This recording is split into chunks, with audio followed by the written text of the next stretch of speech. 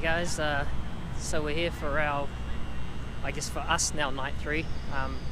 Would have been our 4th night on tour, but here at Merced Speedway, just out on the track now. Looks a lot bigger than both tracks we've been to so far, Placerville and Bakersfield. Obviously got the track turned over at the moment.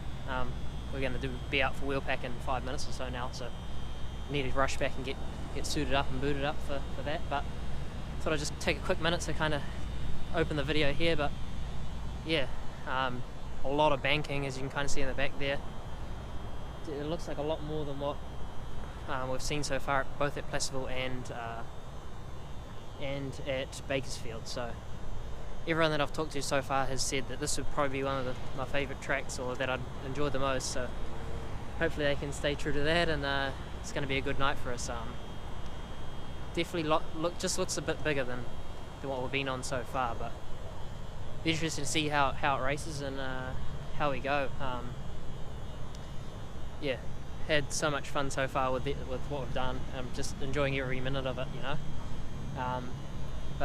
Yeah, I just can't thank Calvin and Jaden enough at the moment. They've been doing a lot to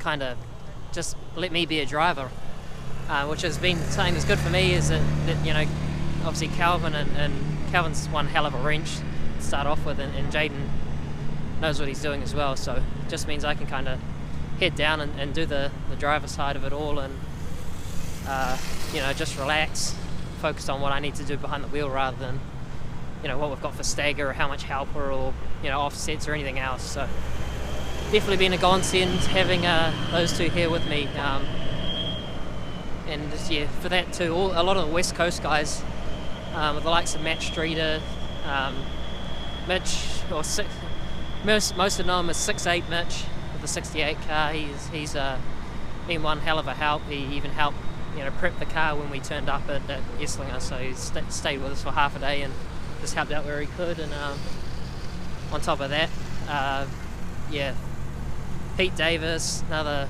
West Coaster that's been awesome.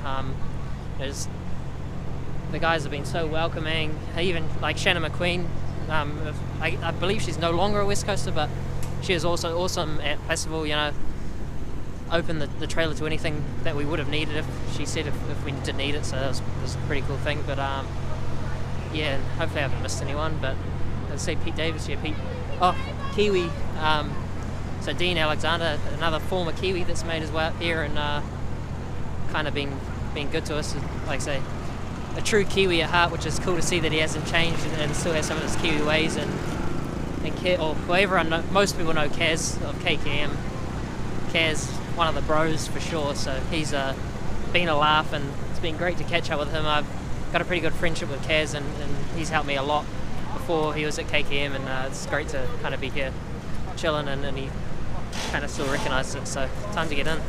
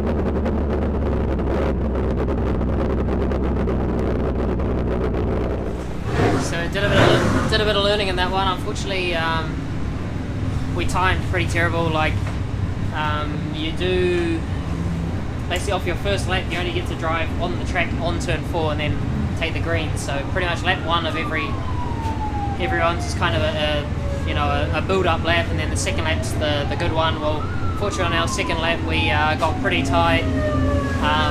just with some setup stuff, it turns out we potentially had way too much right rear in the car, and the car will be free on edge for them to get tight in the middle and keep the car turning through the corner, so you can't kind of hold it up in the banking where you need to be. So.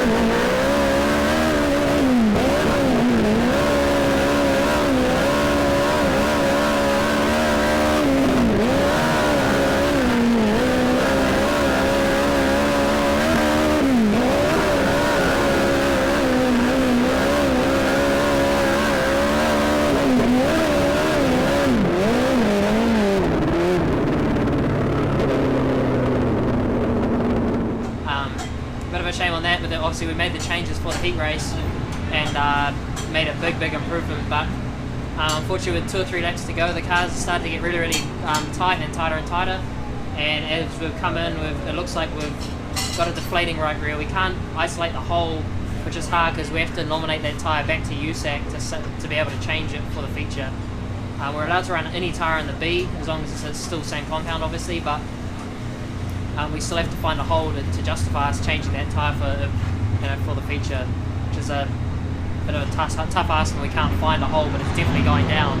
So yeah, like I say, they just had the buzzer come through, so time to get in the car and get ready for this B main.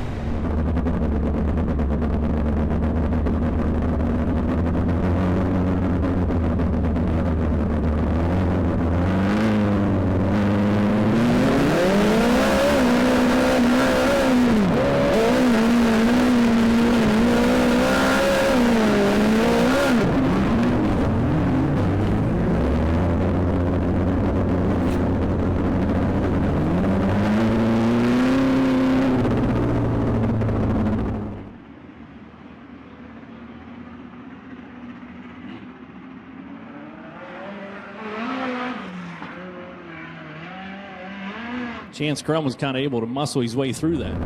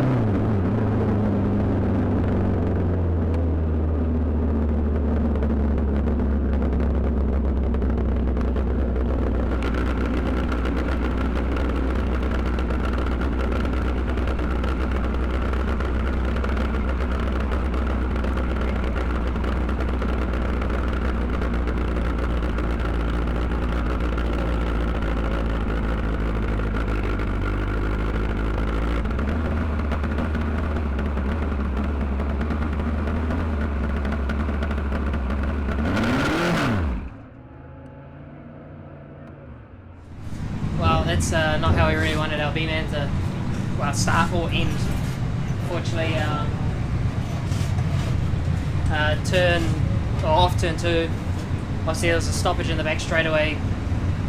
Nearly every car split the field, and I approached at Mach 10 and just steamrolled everyone, so unfortunately I think it's pushed the beam back, but more importantly it flattened the right front tyre. So just as I got through it, I started losing the feeling of the right front to the point where I couldn't actually turn the car in. Obviously it's got a cut in it, but it was just going down, down, down, and guess what, it went flat in the end. So I elected to pull off before I either had someone hop over me because I was fucking out of control, or yeah, you're not going to do anything with a flat right front, running 10th or 12th at the V. With 7 transfer. Unfortunately, just shit happens. Buggled the windshield. I guess this time we were the bug, not the windshield, so bit of a tough gig there, but what do you do? Yeah, so there it is there.